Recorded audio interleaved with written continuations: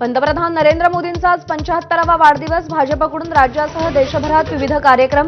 अमेरिकेचे अध्यक्ष Donald Trump यांच्याही मोदींना शुभेच्छा.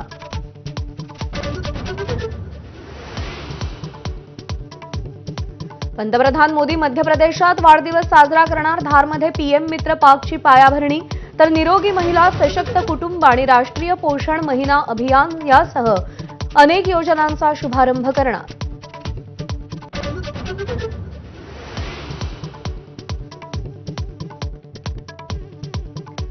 अठ्ठ्याहत्तराव्या मराठवाडा मुक्तीसंग्राम दिन सोहळ्यासाठी छत्रपती संभाजीनगर सज्ज.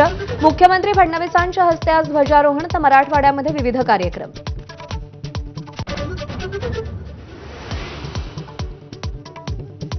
बीडकरांचं मोठं स्वप्न पूर्ण होणार. अहिल्यानगर ते बीड मार्गावर आजपासून पहिली रेल्वे धावणार.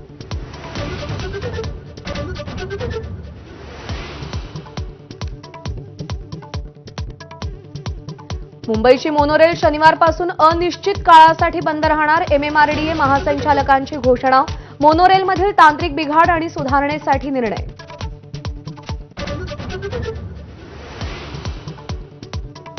शिंदेंच्या शिवसेनेनं मुंबई महापालिका निवडणुकीचा नारळ फोडला. कामाला लागून विकास कामांची माहिती सर्वांपर्यंत पोहोचवण्याचं नगरसेवकांना आदेश.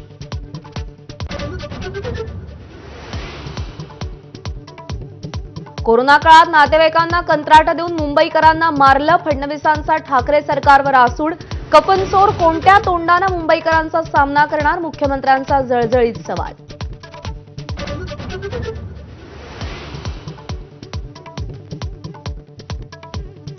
बेस्टच्या निवडणुकीत ठाकरे ब्रँडचा बँड वाजवला. मुख्यमंत्र्यांचा ठाकरे बंधूंना टोला. तर कोणीही युती केली तरी मुंबई पालिकेत महायुतीचाच महापौर बसवायचा, फडणवीसांचा निर्धार.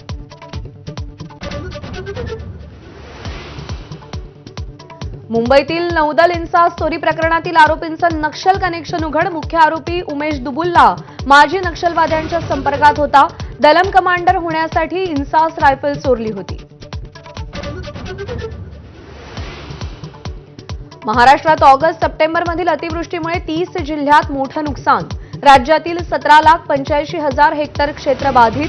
कृषी मंत्री दत्तात्रय भरणेंची माहिती. सरकार पाठीशी असल्याची ग्वाही. कर्नाटकात स्टेट बँक ऑफ इंडियाच्या चडचण शाखेवर सशस्त्र दरोडा.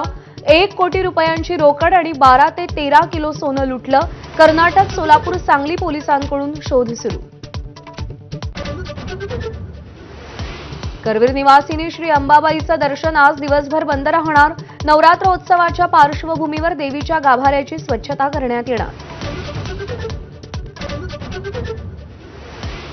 नवरात्रोत्सवापूर्वी वैष्णवदेवीच्या भक्तांसाठी आनंदाची बातमी. 22 दिवसानंतर तीर्थयात्रा पुन्हा सुरू होणार. भूस्खलनानंतर 26 ऑगस्टला यात्रा पुढे ढकलली होती.